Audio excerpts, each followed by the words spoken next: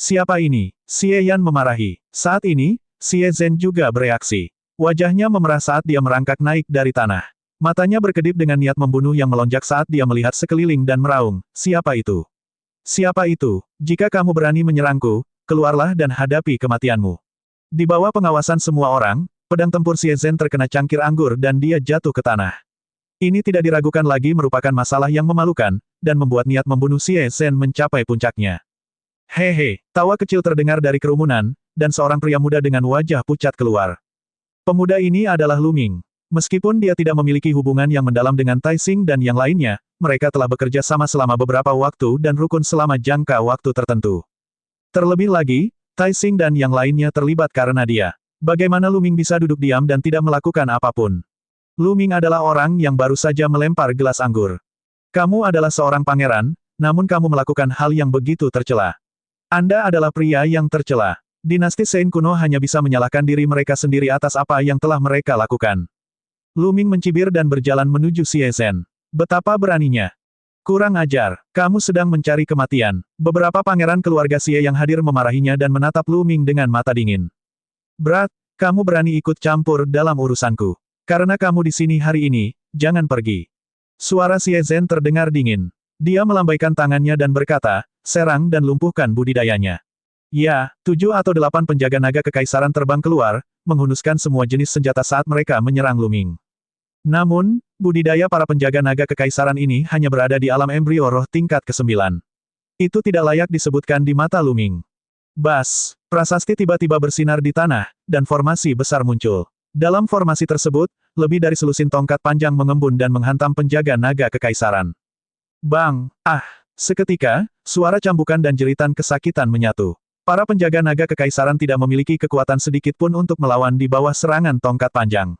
Dalam sekejap mata, mereka semua terlempar ke tanah. Masing-masing dari mereka telah dipukul lebih dari belasan kali, kulit dan daging mereka terbelah. Pemandangan yang mengerikan. Kamu, wajah Xie Zhen memucat saat dia mundur. Tingkat budidayanya hanya berada di alam embrio roh tingkat 9, tidak lebih kuat dari para penjaga naga kekaisaran itu. Lu Ming bisa dengan mudah menghajar 7 hingga 8 penjaga naga kekaisaran, jadi dia tentu saja bukan tandingannya. Huff, jadi kamu adalah master prasasti. Xie Yan dengan dingin mendengus, aura kuat keluar dari tubuhnya. Xie Yan adalah favorit surga kelas 2. Kultivasinya telah lama menembus alam dewa spiritual, dan kekuatan tempurnya sangat kuat, jauh lebih kuat daripada Xie Zhen. Pangeran ke-10, orang ini sangat berani. Karena dia berani menyerang kita di sini, menurutku dia pasti dikirim oleh Lu Ming. Biarkan aku membunuhnya. Sebuah suara terdengar dari belakang Xie Yan. Sesosok muda melangkah keluar dan muncul di depan Xie Yan.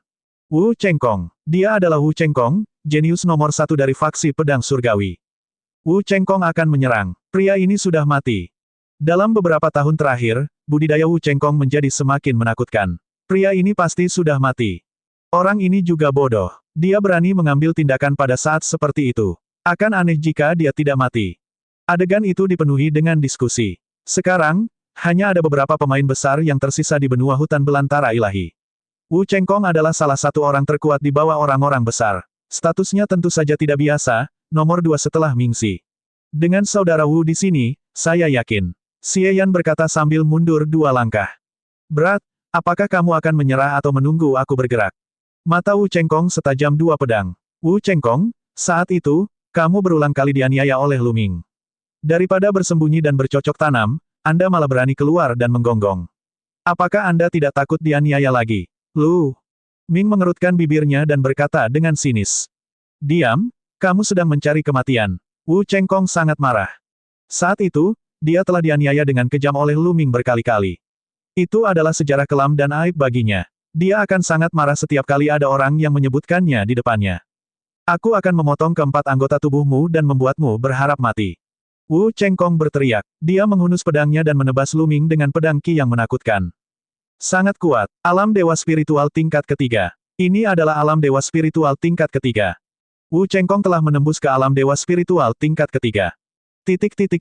Serangan Wu Chengkong menyebabkan gelombang seru. Di alam dewa spiritual tingkat ketiga, selain orang-orang besar dan jenius itu, siapa lagi yang bisa bersaing dengannya? Dalam hati mereka, Lu Ming pasti sudah mati. Bagaimanapun, Lu Ming tidak terlihat terlalu tua. Dia masih sangat muda dan termasuk generasi muda. Tapi dia belum pernah melihatnya, jadi dia jelas tidak terkenal. Seberapa kuatkah seorang pemuda tak dikenal untuk bisa bertarung dengan Wu Chengkong? Bas! Sebuah prasasti muncul di depan Lu Ming sekali lagi. Sebuah formasi muncul. Itu persis sama dengan yang menyiksa penjaga naga kekaisaran secara brutal sebelumnya. Lebih dari selusin tongkat panjang muncul dan menghantam Wu Chengkong.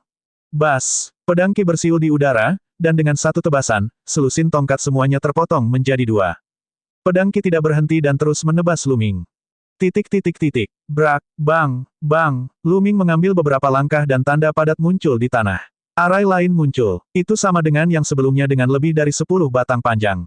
Namun, saat pedang Qi melintas, selusin tongkat panjang dipotong menjadi dua lagi. Namun segera, formasi lain muncul, dan tongkat panjang itu terbentuk kembali. Hehe, dia menggunakan formasi seperti itu untuk melawan Wu Chengkong. Dia pasti sudah mati. Hanya ini yang dimiliki orang ini. Dia berani menjadi sombong di sini. Dia benar-benar tidak tahu apa yang baik untuknya. Seseorang mencibir dengan jijik. Suara mendesing. Suara mendesing. Pedang Qi bersiul, dan tongkat panjang itu dipotong menjadi dua. Mari kita akhiri ini. Wu Chengkong meraung dan mengayunkan pedangnya. Cahaya pedang bersinar dan lusinan pedang Qi dikirim ke arah Lu Ming. Setiap sinar pedang Qi sangat kuat. Anak itu pasti sudah mati, pikir semua orang. Namun, ekspresi Lu Ming tenang, seolah dia tidak melihat aura pedang. Dia mengambil langkah ringan lainnya. Bas, bas, wosh. Kali ini, lebih dari selusin formasi muncul di tanah. Semuanya identik dan membentuk tongkat panjang. Totalnya, ratusan tongkat panjang dilemparkan ke Wu Chengkong. Jadi bagaimana jika jumlahnya banyak? Merusak. Wu Chengkong berteriak, dan pedangnya Qi menjadi lebih kuat. Namun, saat berikutnya, ekspresinya berubah drastis. Awalnya, tongkat panjang itu tidak berbeda dengan ranting mati di matanya. Dia bisa dengan mudah memotongnya dengan pedangnya. Tapi kali ini, ketika pedang Qi mengenai tongkat panjang, terdengar suara gemerincing dan percikan api, tetapi tongkat panjang itu masih utuh. Sebaliknya, pedang Qi yang dia lepaskan dihancurkan oleh tongkat panjang itu. Merusak. Ekspresi Wu Chengkong berubah. Dia meningkatkan budidayanya secara ekstrim dan menebas dengan pedangnya. Dentang, dentang, dentang. Namun, pedangnya Qi sama sekali tidak berguna melawan tongkat panjang itu. Saat tongkat panjangnya jatuh, pedangnya Qi menyebar. Bagaimana ini bisa terjadi? Wu Chengkong panik. Wu Chengkong panik dan terkejut. Tanpa ragu-ragu, Wu Chengkong menggunakan fusi garis keturunan dan berubah menjadi pedang. Dia menebas tongkat panjang itu. Dentang, dentang. Staf itu memukul pedang Wu Chengkong, yang bergetar hebat. Dalam beberapa detik, pedang itu roboh dan kembali menjadi manusia. Tidak, berlari. Wu Chengkong berteriak ketakutan. Dia terus memuntahkan darah dan mencoba melarikan diri. Namun, tongkat panjang itu mengelilinginya dari segala arah, menutup semua rute pelariannya. Beberapa ratus tongkat dilemparkan ke arah Wu Chengkong. Wu Chengkong benar-benar tenggelam dalam bayang-bayang tongkat. Ah, ah, jeritan melengking bergema di seluruh taman abadi yang mabuk. Setiap orang yang menyaksikan pertempuran itu saling memandang. Bagaimana ini bisa terjadi? Hasil ini sangat berbeda dari yang mereka harapkan. Wu Chengkong adalah favorit surga terkuat di bawah favorit surga Big Shot. Kultivasinya bahkan telah mencapai alam dewa spiritual tingkat ketiga. Berapa banyak orang di generasi muda benua hutan belantara ilahi yang bisa menjadi tandingannya? Terlebih lagi, itu adalah Lu Ming, seorang anak yang tidak dia kenal sama sekali. Itu adalah masalah membunuhnya dalam satu gerakan. Namun, hasilnya benar-benar di luar ekspektasi semua orang. Lu Ming telah menggunakan susunan yang sama. Tapi bukankah formasinya lemah pada awalnya? Itu tidak bisa menghentikan Wu Chengkong sama sekali. Mengapa tiba-tiba menjadi begitu kuat? Tongkatnya menjadi sangat kuat bahkan Wu Chengkong tidak bisa menghentikannya.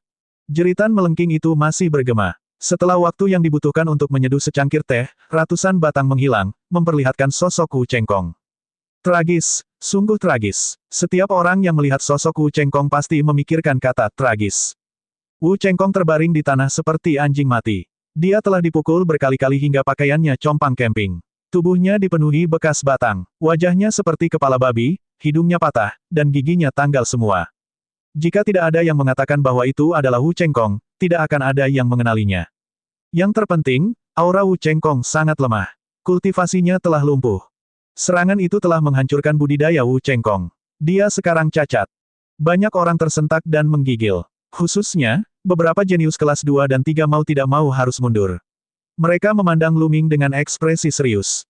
Siapa orang ini? Dari mana dia datang? Bagaimana dia bisa begitu kuat? Selanjutnya, orang ini mengolah dao prasasti. Di benua hutan belantara ilahi, ada banyak orang jenius dalam Dao Prasasti. Tidak ada orang yang bisa mengalahkan Wu Chengkong. Mereka memeras otak tetapi tidak tahu siapa orang ini. Mungkinkah orang ini adalah Lu Ming? Dia belum pernah mendengar Lu Ming memiliki pencapaian mendalam dalam Dao Prasasti.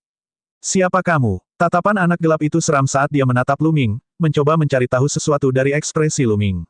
Namun, dia kecewa. Ekspresi Lu Ming sangat tenang dan dia tidak tahu apa-apa.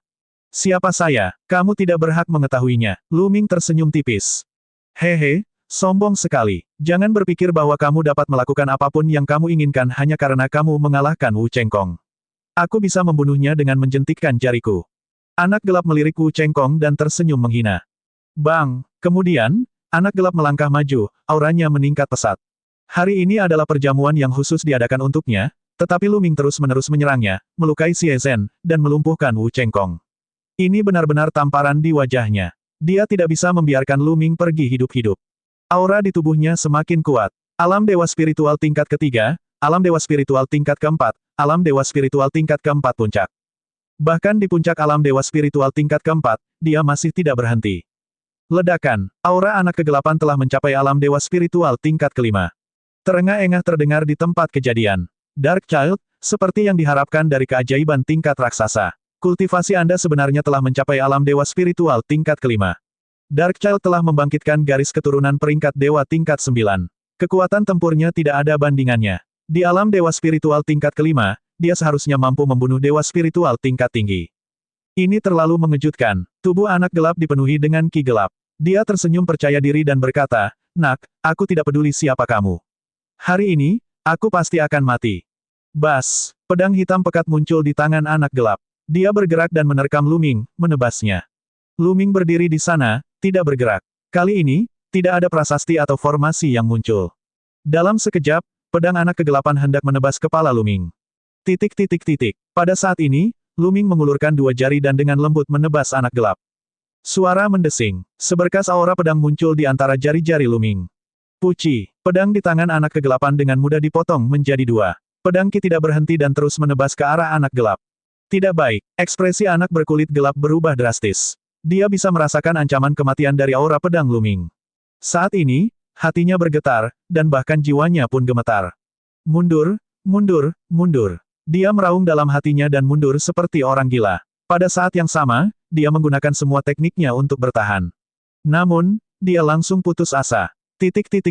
Aura pedang di jari Lu Ming bisa menembus apapun. Semua pertahanannya dibelah seperti tahu. Kemudian, dia merasakan hawa dingin di antara kedua alisnya. Saat berikutnya, dia jatuh ke dalam kegelapan tanpa batas dan kehilangan kesadaran.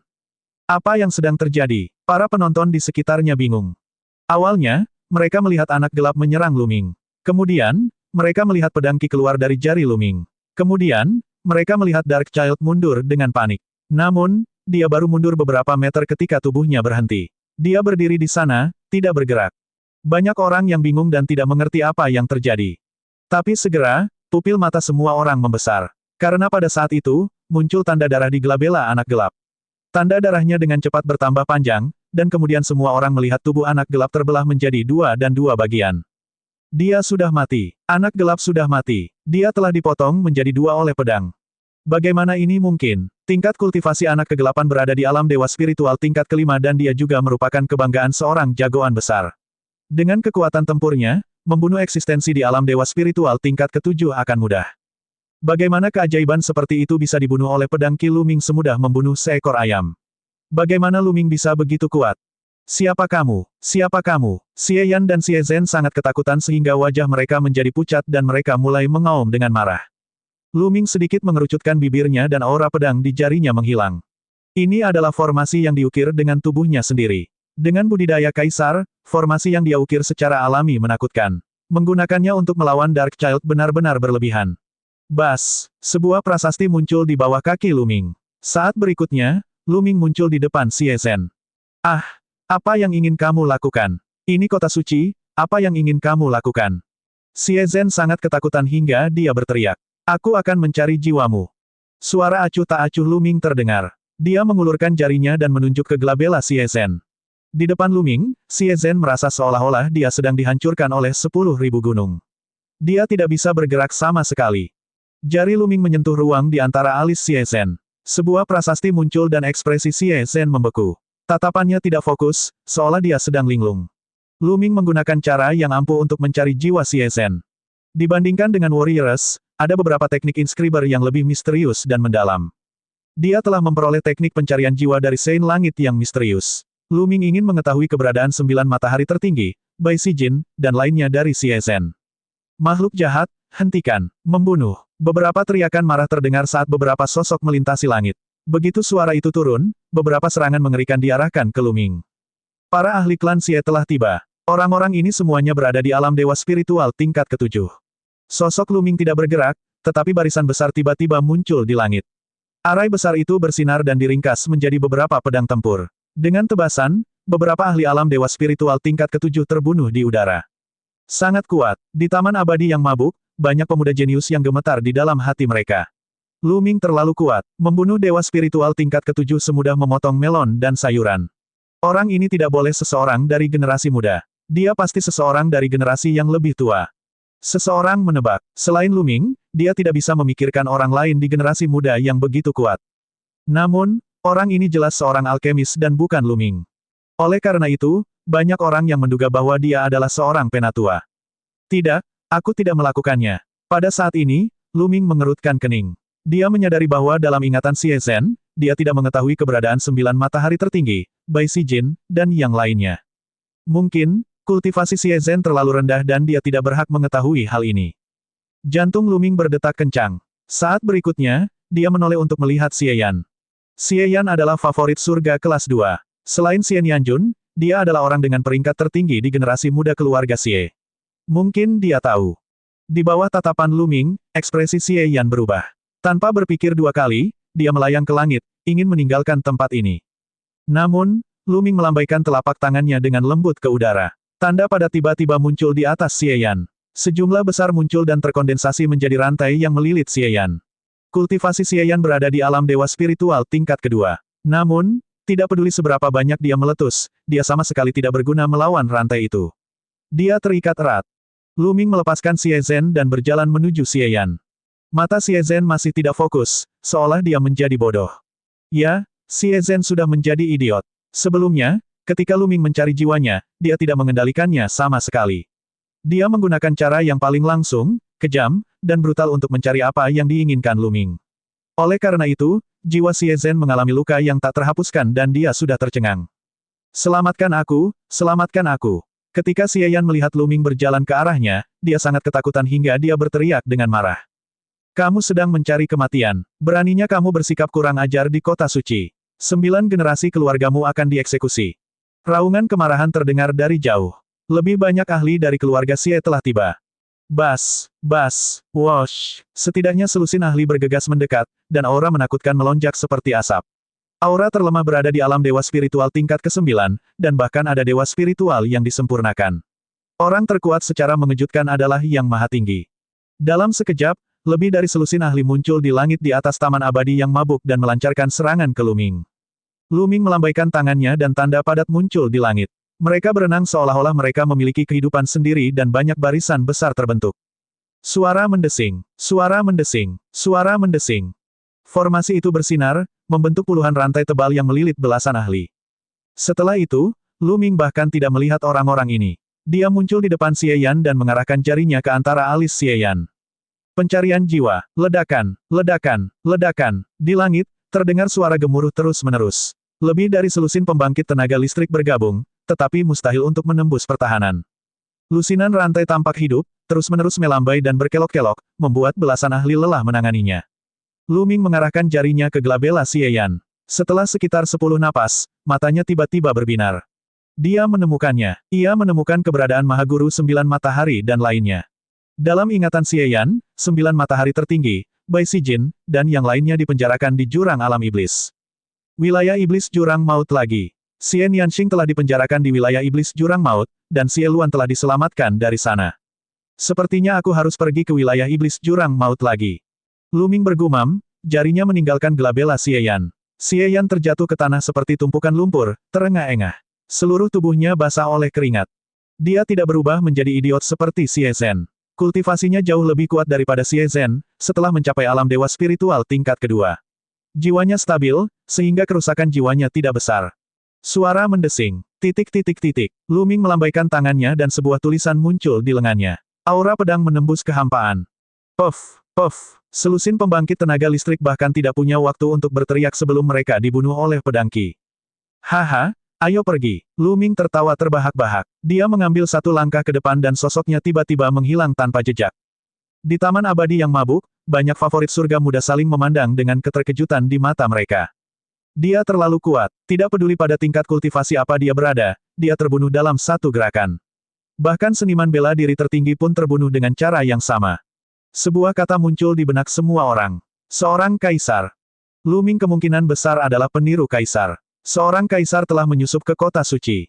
Titik titik titik. Boom, ledakan. Di kedalaman kota suci, aura menakutkan melonjak ke langit. Beberapa sosok muncul di atas taman abadi yang mabuk. Tekanan yang sangat besar membuat semua anak muda gemetar seolah hendak berlutut. Kaisar. Orang-orang yang muncul kemudian semuanya adalah kaisar. Beberapa penguasa menyebarkan indera spiritual mereka untuk mencari Lu Ming tetapi mereka tidak dapat menemukan jejaknya. Cari di seluruh kota, jangan lepaskan orang yang mencurigakan. Perintah kaisar. Sayangnya, masih belum ada kabar tentang Lu Ming setelah setengah hari. Dan segala sesuatu yang terjadi di Taman Abadi yang mabuk juga telah menyebar ke seluruh kota suci. Seorang pemuda asing pertama-tama melumpuhkan Wu Chengkong, lalu membunuh anak kegelapan. Yang lebih mengerikan lagi adalah bahkan yang maha tinggi pun tidak bisa melawan. Salah satu kaisar, Xie Zhen, bahkan menjadi idiot karena orang ini. Berita itu mengejutkan kota suci itu. Banyak orang tahu bahwa dataran utara atau tentara surgawi yang menekan surga telah mulai bergerak. Semua orang mulai menebak siapa pemuda ini. Beberapa orang menduga itu adalah Lu Ming, karena kemungkinan besar Lu Ming menyelinap ke kota suci untuk menyelamatkan 9 matahari tertinggi dan yang lainnya. Namun, seseorang segera menjawab bahwa orang ini mengolah prasasti Dao dan tidak mungkin Lu Ming. Aktifkan instrumen rahasia surga. Pada akhirnya, petinggi keluarga Xie mengeluarkan perintah. Keluarga Xie mengaktifkan instrumen rahasia surga. Target mereka adalah Lu Ming. Pada akhirnya, mereka mengaktifkan instrumen rahasia surga dan menyadari bahwa Lu Ming tidak berada di kota suci. Dia masih berada di dataran utara. Di ruang rahasia suku 100 binatang di dataran utara, proyeksi instrumen rahasia surga muncul di atas kepala Lu Ming. Sepertinya alat rahasia surga juga memiliki kelemahan. Ia hanya dapat menemukan tubuh utamaku, tetapi tidak dapat menemukan tubuh keduaku. Tubuh utama Lu Ming mengakhiri budidayanya. Dia membuka matanya dan tersenyum. Segel. Lalu, Lu Ming berteriak pelan. 4 gerbang penyegel muncul di atas kepalanya dan menyegel proyeksi instrumen rahasia surga. Proyeksi instrumen rahasia surga menghilang. Saat keluarga Xie dan Istana Ilahi Surga Empyrean sedang mencari Lu Ming dengan sekuat tenaga, Lu Ming telah mengubah penampilannya. Bahkan auranya pun berubah. Keluarga Xie dan Istana Surgawi Surga Empir tidak dapat menemukannya sama sekali. Tidak jauh dari pintu masuk abis Demon Realm, seorang pemuda berwajah gelap datang. Remaja berwajah gelap itu adalah Lu Ming. Keamanan menjadi lebih ketat sekarang. Lu Ming sedang menonton dari jauh. Pintu masuk ke jurang alam iblis dijaga lebih ketat dari sebelumnya. Tidak hanya formasi prasasti yang lebih banyak, tetapi juga lebih banyak ahli yang menjaganya. Lu Ming merasakan dengan cermat dan merasakan aura banyak yang tertinggi. Jika aku menerobos masuk sekarang, aku hanya akan memperingatkan musuh. Pada saat itu, keluarga Xie dan Istana Surgawi Surga Empyrean akan menyerang dengan sekuat tenaga dan menghalangiku masuk. Bukan saja aku tidak bisa menyelamatkan senior Jiuyang dan yang lainnya, tapi aku juga akan berada dalam bahaya. Lu Ming mengerutkan kening, memikirkan tindakan balasan dalam pikirannya. Pada hari aliansi, mereka pasti akan mengirim seseorang untuk membawa senior Jiuyang dan yang lainnya keluar. Itu akan menjadi waktu terbaik. Setelah merenung sejenak, Lu Ming mendapat ide. Sosoknya melintas dan dia meninggalkan tempat itu. Waktu berlalu dengan sangat cepat, dan dalam sekejap mata, sudah tiba saatnya klan Xie dan Istana Langit Empyrean akan membentuk aliansi. Kota suci itu sangat ramai. Para ahli dari Istana Surgawi Surga Empyrean dan klan Xie semuanya berkumpul di sini. Di timur yang tandus, di luar 9 naga, ruang tiba-tiba terbuka, dan sesosok tubuh keluar. Itu adalah Lu Ming. Setelah beberapa tahun, Lu Ming kembali menjadi 9 naga lagi. Bas! Lu Ming maju selangkah dan sosoknya menghilang. Saat berikutnya, dia muncul di 9 naga. Pertahanan 9 naga tidak ada artinya bagi Lu Ming. Lu Ming melangkah dalam kehampaan, pegunungan tak berujung dan sungai 9 naga melayang di bawah kakinya. Segera, dia muncul di kedalaman 9 naga, tempat kepala salah satu pembuluh darah naga berada. Kuali 9 Naga Ilahi. Luming melihat ke arah Kuali 9 Naga Ilahi yang setinggi gunung. Tujuan perjalanannya adalah Kuali 9 Naga Ilahi. Kuali 9 Naga Ilahi pasti akan memainkan peran yang menentukan dalam pertempuran ini. Mengaum, garis keturunan 9 naga muncul, dan mereka mengeluarkan raungan panjang yang mengguncang langit. Bas, begitu garis keturunan 9 naga muncul, Kuali 9 Naga Ilahi mulai bergetar. Suara mendengung terdengar hingga ratusan ribu mil. Kuali 9 Naga Ilahi sedang bergerak. Apa yang sedang terjadi? Mengapa Kuali 9 Naga Ilahi, yang tidak bergerak sejak zaman kuno, bergerak lagi? Pergerakan yang tidak biasa dari Kuali 9 Naga Ilahi menarik perhatian orang-orang di sekitarnya. Satu demi satu, sosok-sosok melintasi kehampaan dan terbang dengan kecepatan tinggi. Apa itu? Seekor naga, Ark, itulah 9 naga. Luming? Ini Luming. Apa? Luming berani datang ke sini. Ketika banyak orang melihat 9 naga, mereka meraung kaget. Beberapa dari mereka pernah mengalami perang di 9 naga dan sangat akrab dengan garis keturunan 9 naga Luming. Sekilas mereka mengenalinya dan berteriak ketakutan. Bangkit, Luming tidak bisa diganggu dengan orang-orang itu. Dia mengendalikan 9 garis keturunan naga dengan sekuat tenaga dan beresonansi dengan Kuali 9 Naga Ilahi. Bas, wosh, Kuali 9 Naga Ilahi berguncang semakin keras. Pada akhirnya, ia bangkit dari tanah dan terbang menuju Luming, melayang di atas kepalanya. Kuali 9 Naga Ilahi, ayo. Luming berteriak. 9 naga melilit Kuali 9 Naga Ilahi, dan aura misterius mengalir ke segala arah. Dentang, vena naga lainnya bergetar hebat. Kuali 9 Naga Ilahi yang kedua bergerak dan melayang di udara, terbang menuju Luming. Kemudian, Kuali 9 Naga Ilahi yang ketiga juga bergerak. Bas, Kuali 9 Naga Ilahi menerobos udara. Dalam sekejap mata, 3 Kuali 9 Naga Ilahi digantung di atas kepala Luming. Luming, kamu berani. Letakkan Kuali 9 Naga Ilahi. Di kejauhan, beberapa suara lolongan terdengar saat beberapa sosok menerobos udara. Kecepatannya sangat cepat, dan begitu suaranya turun, sosoknya sudah muncul di atas pembuluh darah naga. Kepala keluarga Dongfang, kepala keluarga Kong. Bibir Luming membentuk senyuman dingin. Beberapa seniman bela diri agung telah datang, dan beberapa dari mereka adalah kenalan lama. Mereka adalah kepala keluarga lainnya dari 6 keluarga besar kuno. Luming mengabaikannya dan terus mengendalikan 9 garis keturunan naga untuk memanggil Kuali 9 Naga Ilahi. Diabaikan oleh Luming, wajah beberapa makhluk tertinggi berubah menjadi jelek. Ayo serang bersama. Para seniman bela diri tertinggi saling memandang dan mencapai konsensus. Ledakan.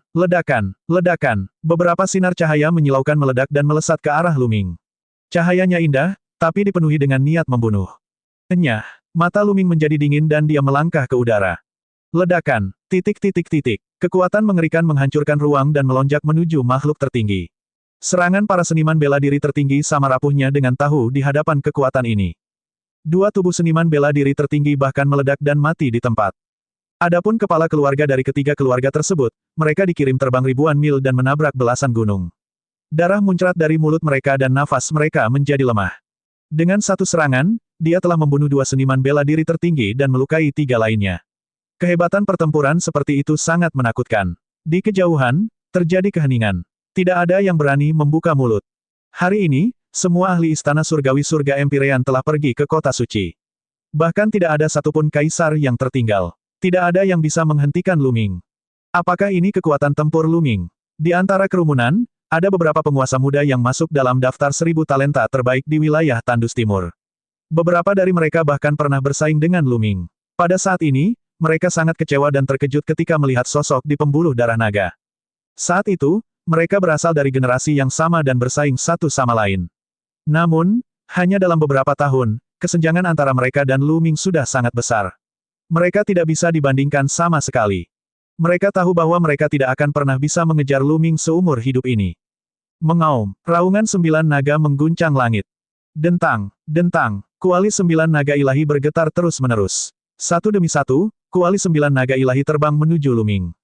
Semakin banyak Kuali 9 Naga Ilahi muncul di atas kepala Luming. 4, 5, 6. Cepat, sebarkan beritanya. Seseorang di 9 naga memberi perintah. Suara mendesing. Satu demi satu, transmisi suara jimat jade terbang keluar. Namun, begitu mereka tiba di luar 9 naga, layar cahaya muncul dan memblokir semua jimat giok transmisi suara. Beberapa sosok berdiri di kehampaan di luar 9 naga. Di antara mereka, ada dekan Akademi Tianxia yang mengembangkan Dao Prasasti. Ada juga 7 atau 8 seniman bela diri tertinggi yang mengembangkan dao prasasti. Mereka telah memasang penghalang sihir di luar 9 naga untuk secara khusus mencegat jimat giok transmisi suara. Semakin banyak kuali 9 naga ilahi yang dipanggil oleh Luming. Pada akhirnya, ke-9 kuali dewa dikumpulkan dan digantung di atas kepala Luming. Saya akan meminjamkannya kepada Anda untuk beberapa hari. Setelah beberapa hari, saya akan membiarkan Anda kembali ke tempat asal Anda. Luming berkata dengan lembut. 9 naga membuka mulut mereka dan menelan. 9 kuali 9 naga ilahi terbang ke mulut besar garis keturunan 9 naga dan menghilang. Mengaum, mengaum, mengaum. Pada saat ini, 9 urat naga di 9 naga diaduk. Seperti 9 naga asli, mereka akan menerobos langit dan terbang ke langit dengan naga ki. Ekspresi Luming tenang seolah dia sudah menduga ini. Dia melambaikan tangannya dan 9 jimat prasasti terbang keluar dari cincin penyimpanannya. 9 gulungan prasasti terbang di udara, masing-masing terbang menuju pembuluh darah naga. Kemudian, gulungan itu meluas dengan cepat hingga seukuran gunung. Di atasnya, ada banyak prasasti yang bersinar. Menekan, Luming berkata dengan lembut. 9 gulungan prasasti mendarat di 9 urat naga. Prasasti yang tak ada habisnya tampak hidup saat memenuhi pembuluh darah naga, untuk sementara menekannya. 9 urat naga untuk sementara tenang. Menurut legenda kuno, kuali 9 naga ilahi disempurnakan oleh seorang ahli kuno untuk menekan 9 pembuluh darah naga. Jika kuali 9 naga ilahi telah hilang terlalu lama, 9 pembuluh darah naga pasti akan mengamuk. Luming sudah menduga ini. Oleh karena itu, dia meminta klonnya untuk menyempurnakan 9 gulungan prasasti untuk menekan 9 pembuluh darah naga. Meski hanya bisa ditekan beberapa hari sudah cukup. Setelah pembuluh darah naga menjadi tenang, Luming mempertahankan garis keturunan 9 naga. Dia mengambil satu langkah ke depan dan muncul di luar 9 naga pada saat berikutnya.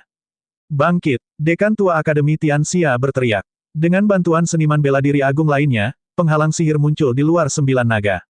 Lapisan pesona ini digunakan untuk memblokir jimat giok transmisi suara, sehingga Di tidak akan tahu bahwa Luming datang ke sini untuk mengambil kuali 9 naga ilahi. Setelah memasang penghalang, mereka berangkat bersama Luming. Tidak lama kemudian, mereka menggunakan formasi teleportasi antar wilayah dan kembali ke dataran utara. Ayo pergi ke kota suci. Dengan perintah, satu demi satu sosok melintasi angkasa dan menuju kota suci. Pada saat yang sama, para penggarap surga menekan tentara ilahi juga berangkat ke kota suci. Kota suci itu ramai dengan kebisingan dan kegembiraan. Di langit di atas kota suci, cahaya warna-warni menyinari puluhan ribu sang. Sebuah platform muncul dari kehampaan. Di atasnya, naga asli, burung phoenix ilahi, dan kilin sedang menari. Ini adalah platform yang digunakan klan Xie selama upacara pengorbanan jutaan tahun mereka. Sekarang setelah digunakan lagi, sudah jelas betapa pentingnya klan Xie dalam upacara aliansi ini. Kaisar bijak telah tiba. Sebuah suara menyebar ke seluruh kota suci. Dari dalam istana, sosok-sosok terbang keluar. Yang memimpin mereka adalah Kaisar Sage saat ini, Xie Qitian. Di samping Xie Qitian ada seorang lelaki tua berambut putih. Dia adalah Kaisar Surgawi generasi sebelumnya. Selain itu, ada lebih dari selusin orang, semuanya memiliki aura yang kuat. Mereka semua adalah Kaisar. Sebagian kecil milik keluarga Xie, sedangkan sisanya milik aliansi keluarga Xie dan Kaisar dari penguasa lainnya. Banyak ahli turun ke platform. Kaisar bela diri Di Yi dan penguasa istana ilahi di Tian lainnya telah tiba. Teriakan lain terdengar. Bas, bas, wosh. Sekelompok ahli terbang dari jauh dan mendarat di peron. Yang memimpin adalah Di Yi dan Kaisar bela diri. Di sampingnya ada dua orang tua. Salah satunya mengenakan jubah emas. Dia adalah pakar ranah Kaisar bela diri LV2 yang muncul di Akademi Tianxia terakhir kali. Orang tua lainnya mengenakan jubah merah panjang. Auranya tidak lebih lemah dari lelaki tua berjubah emas itu. Di belakang mereka ada sekelompok kaisar, lebih dari 10 orang. Selamat datang, saudara Di Yi. Xie Qitian tertawa dan melangkah maju untuk memberi hormat pada Di Yi. Terima kasih saudara. Di Yi mengembalikan busurnya. Baiklah, karena semuanya sudah ada di sini, mari kita mulai upacaranya. Pertama, kita akan memberi penghormatan pada benderanya. Seseorang, bawa Xia Jiuyang, Bai Sijin, dan yang lainnya ke sini. Perintah Xie Qitian. Ya, ya yang mulia. Seorang kaisar menerima perintah dan memimpin sekelompok orang, sekitar 50 orang, menuju utara. Sekarang, di tengah kerumunan, Luming diam-diam mengikuti sekelompok orang dan menuju ke utara. Pintu masuk ke alam iblis jurang berada di sebelah utara kota suci, yang jaraknya agak jauh. Setelah beberapa saat, mereka meninggalkan pusat kota suci dan hendak mencapai pintu masuk alam iblis jurang maut. Pada saat ini, tanda muncul di tubuh Luming. Sosoknya sepertinya telah menghilang, dan tidak ada aura sama sekali. Tanpa suara, Lu Ming muncul di samping orang di belakang. Dengan lambaian tangannya, orang tersebut bahkan tidak sempat bereaksi sebelum dia disimpan ke dalam diagram gunung dan sungai Lu Ming. Setelah itu, tubuh Lu Ming menggeliat dengan cepat dan menjadi persis sama dengan orangnya. Apa? Kaisar di depan sepertinya merasakan sesuatu dan berbalik. Namun, dia tidak menemukan apapun setelah melihat sekilas. Aneh, jelas ada fluktuasi barusan. Kaisar mengerutkan kening dan mengamati kerumunan dengan indera spiritualnya, tetapi pada akhirnya dia tidak menemukan apapun. Dia hanya bisa menyerah dan terus terbang ke depan.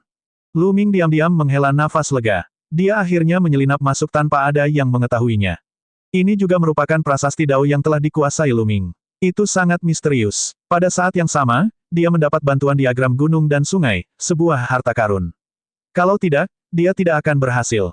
Tidak mudah untuk secara diam-diam mengganti pilar di bawah pengawasan seorang kaisar. Segera, mereka tiba di pintu masuk alam iblis jurang maut. Dengan kaisar memimpin, mereka secara alami memasuki jurang alam iblis dengan lancar. Melihat lingkungan yang familiar, Lu Ming menghela nafas. Dia tidak menyangka akan datang ke alam iblis jurang maut lagi tidak lama kemudian. Xia Jiuyang dan yang lainnya telah ditekan oleh 9 api iblis dunia bawah, dan budidaya mereka telah disegel. Mereka tidak bisa melawan, tapi kita tetap harus berhati-hati. Orang-orang ini tidak sederhana. Pemimpin itu memperingatkan. Dia memiliki wajah seperti kuda dan Lu Ming belum pernah melihatnya sebelumnya. Namun, dia jelas adalah pemimpin keluarga Xie. Keluarga Xie memang memiliki dasar yang kuat. Pada awalnya, keluarga Xie hanya mengumumkan 3 penguasa kepada publik. Namun, jelas sekali mereka memiliki lebih dari itu. Tidak ada yang tahu berapa banyak lagi penguasa yang mereka sembunyikan secara rahasia. Ya, yang lain merespons. Kaisar berwajah kuda itu mengangguk dan memimpin kelompok itu menuju kedalaman alam iblis yang dalam. Sepanjang jalan, aura kaisar berwajah kuda dilepaskan. Ketika anggota klan Vian merasakannya, mereka hampir mati ketakutan dan melarikan diri jauh. Segera, mereka berada ratusan juta mil jauhnya ke dalam jurang alam iblis. Di depannya, panas terik menyebar. Itu adalah gunung berapi. Ini bukanlah gunung berapi atau api biasa. Itu bukanlah nyala api biasa. Itu adalah api iblis 9 dunia bawah. Ketika mereka berhenti di atas gunung berapi, mata Lu Ming bersinar dengan niat membunuh yang kuat. Itu karena Lu Ming memperhatikan sosok di setiap gunung berapi. Lu Ming akrab dengan sosok 9 matahari tertinggi, Bai Sijin, Du Songjue. Totalnya ada 5 orang. Selain 9 matahari tertinggi, 4 lainnya adalah seniman bela diri tertinggi dari Sekte Jimat. Kelimanya masing-masing tertindas di gunung berapi. Tubuh mereka diikat dengan rantai dan digantung di udara. Di dalam gunung berapi, api iblis 9 bawah yang gelap gulita menari dan membakar mereka berlima sepanjang waktu. 9 api iblis dunia bawah semacam ini tidak akan langsung membakar orang sampai mati, tapi bisa membuat mereka kesakitan tanpa akhir. Selain itu, budidaya mereka berlima telah disegel, dan mereka tidak dapat menggunakan budidaya mereka untuk melawan. Mata Lu Ming sedingin pisau. Xia Jiuyang, hari ini adalah hari kematianmu. Kaisar berwajah kuda itu menatap Xia Jiuyang dan yang lainnya dengan ekspresi menghina. Ah, benarkah? Keluarga Xie dan Istana Langit Empyrean tidak akan sombong lama-lama. Ketika Lu Ming kembali, itu akan menjadi saat kematianmu. Di gunung berapi, Xia Jiuyang mengangkat kepalanya dan melihat ke langit. Suara dinginnya keluar. Lu Ming, hehe. Kaisar berwajah kuda mencibir dan berkata dengan suara menghina, sebaiknya aku memberitahumu bahwa Lu Ming telah kembali. Apa? Lu Ming kembali? Benar-benar, Zonzi sudah kembali. Dari gunung berapi lainnya, terdengar suara kejutan. Itu adalah suara Bai Sijin, Du Songjue, dan yang lainnya.